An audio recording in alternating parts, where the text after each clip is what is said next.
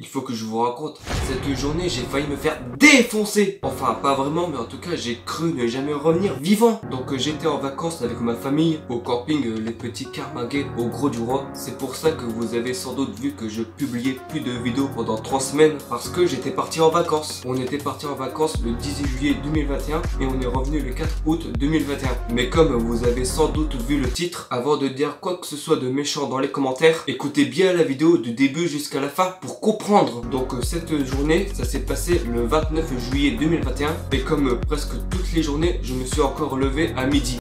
Bon, j'ai encore du mal à me réveiller tôt le matin et j'ai décidé ce jour-là d'aller à la plage cet après-midi. Donc le nom de la plage s'appelle plage de l'Épiguette. La plage est très vaste, il y a un parking, mais qui dit parking dit forcément que c'est payant parce que voilà, quand il y a un parking juste à côté de la plage, bah forcément il n'y a pas trop de place et du coup c'est payant pour y accéder. Mais moi j'ai fait tout le trajet à pied de mon camping jusqu'à la plage. Pendant ce temps ma famille était à la piscine, donc la distance entre le camping où j'étais et la plage où je devais y aller était à environ 2 km. Donc j'ai parcouru 2 km à pied en 30 minutes, mais avec un vélo ça va plus rapide. Mais vu que j'avais pas de vélo, bah je suis parti à pied. J'arrive enfin à la plage et avant de partir je me suis souvenu que mon père m'avait dit qu'il y avait une plage de naturisme. Du coup dans ma tête je me suis dit ok, bon après des plages de naturisme c'est très rare d'en retrouver sur les plages. Arrivé au milieu de la plage, soit je partais à gauche ou soit je partais à droite. Du coup pour cette journée j'avais décidé de partir à gauche. Je marchais tranquillement avec mes écouteurs Bluetooth et arrivé à 1 km, donc ça fait 1000 mètres, je vois sur la dune un couple nu. Du coup je me suis dit dans ma tête que c'est tout à fait normal sur la plage de voir des gens nus pour bronzer. Et quand je continuais à marcher dans la direction où je voulais aller, vu que moi j'aimais bien marcher sur la plage, je vois encore des gens nus. Il y avait plus de 20 personnes sur cette plage, voire plus. Et là, 5 secondes de retard, mon cerveau a réagi tout de suite. Parce que moi, il faut savoir que j'oublie très vite ce qu'on m'avait dit. Mon père m'avait dit qu'il y avait une plage de naturisme, mais il m'a jamais dit de quel côté. Après voilà, j'aurais dû regarder sur Google Maps pour me renseigner. Donc ce jour-là, j'avais pas vraiment fait gaffe. Après, ce qui s'est passé, c'est que j'ai fait demi-tour parce que j'avais senti au plus profond de moi un mauvais pressentiment que j'allais me faire défoncer. Du coup, je me suis allongé juste à côté de la plage de naturisme, mais en dehors. Je regardais tranquillement la mer et comme un pervers sans faire exprès, je regardais plusieurs fois d'un coup d'œil vers la plage de naturisme sans discrétion. Et là du coup des gens du côté de la plage nudiste m'ont vu. Là je sais que je suis mort. Et là il y a un mec qui était plus âgé que moi, qui arrive vers moi avec son sgeg pour me demander de dégager, genre what the fuck. Enfin ce qui s'est vraiment passé, en fait le mec s'est levé et il est venu vers moi. Et si je m'en souviens très bien, il m'avait dit petit, je peux savoir ce que tu fais plaquer contre la clôture Ganivelle en bois, parce que entre la plage et la dune tu as une clôture pour empêcher les gens d'aller sur la dune,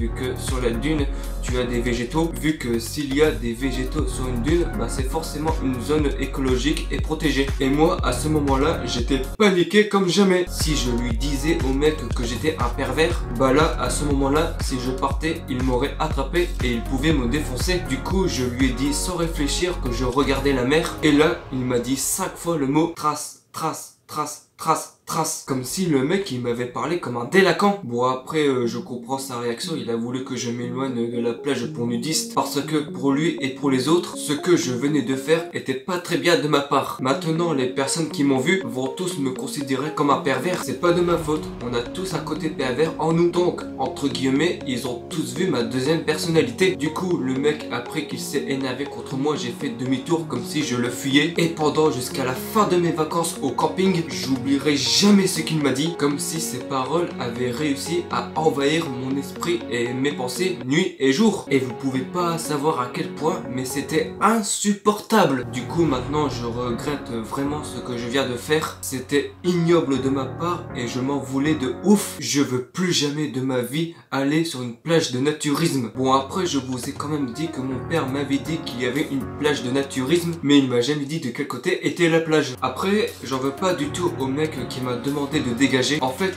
je lui dois de le remercier parce que si j'avais pas bougé, bah je serais resté pendant 1 heure à regarder. Je sais pas du tout ce qu'il m'a pris de rester à côté d'une plage de naturisme. En tout cas, mes parents m'ont jamais dit de ne surtout pas rester ou même pénétrer sur une plage de naturisme habillé. Si jamais vous croisez une plage pour nudistes, comment dire, en vrai, fuyez. Parce que sinon après, vous allez le regretter. Sauf si vous voulez vous mettre nu pour tenter l'expérience. D'un côté, je voulais tenter l'expérience, mais d'un côté, non. Parce que j'avais honte de mon corps. Et pour moi, je trouvais ça